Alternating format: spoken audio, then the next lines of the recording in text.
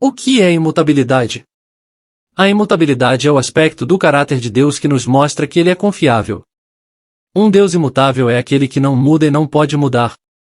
O próprio Senhor define este atributo, porque eu, o Senhor, não mudo, portanto, vós, filhos de Jacó, não sois consumidos. Malaquias 3 verso 6.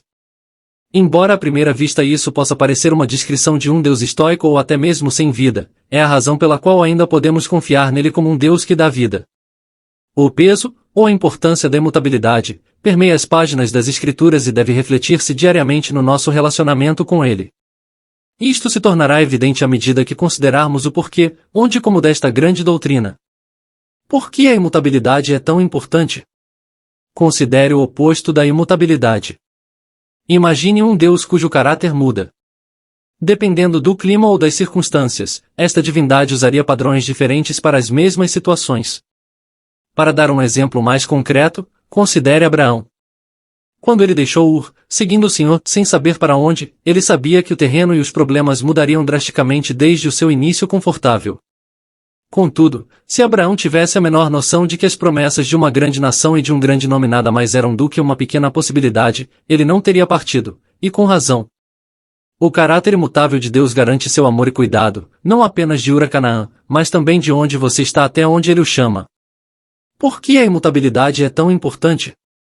Sem ela, a nossa confiança em tudo o que Deus prometeu fazer é infundada. Onde a imutabilidade é encontrada?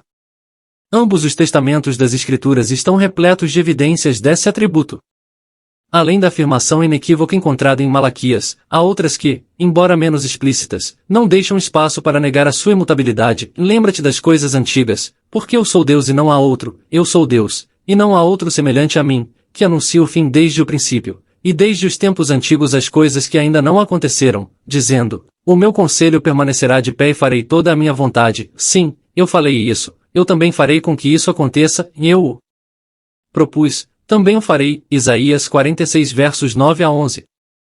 Passando dos profetas para os salmos, encontramos esta nota de confiança no lamento do patriota: eles perecerão, mas tu permanecerás. Sim, todos eles envelhecerão como uma roupa, como uma veste os mudarás, e eles serão mudados, mas tu és o mesmo, e os teus anos não terão fim. 102 versos 26 e 27.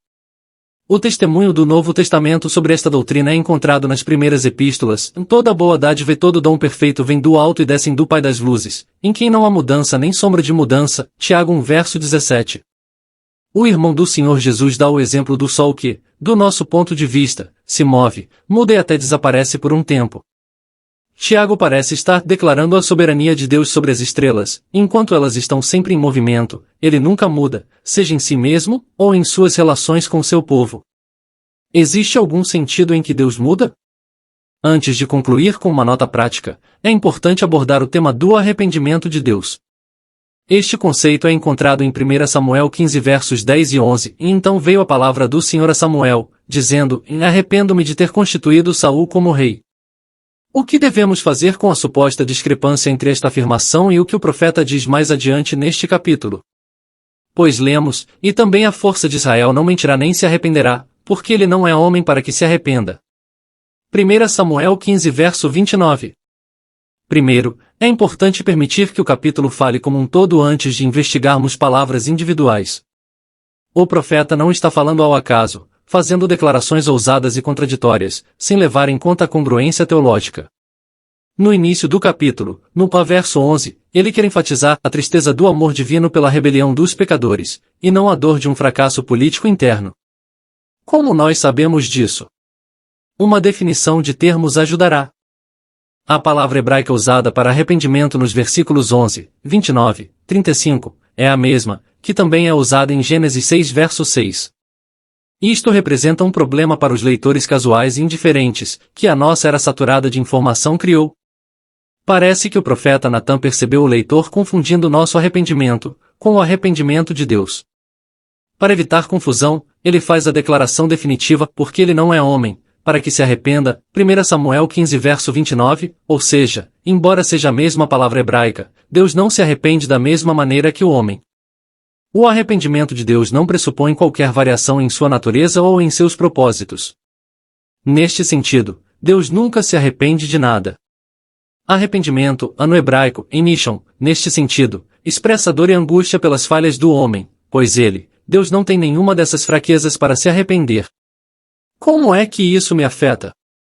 A imutabilidade de Deus não apenas confirma seu cuidado constante, mas também a realização consistente de seu propósito eterno. Uma coisa que você aprende rapidamente quando você tem uma família jovem é a necessidade que seus filhos têm de consistência em todos os aspectos de suas vidas.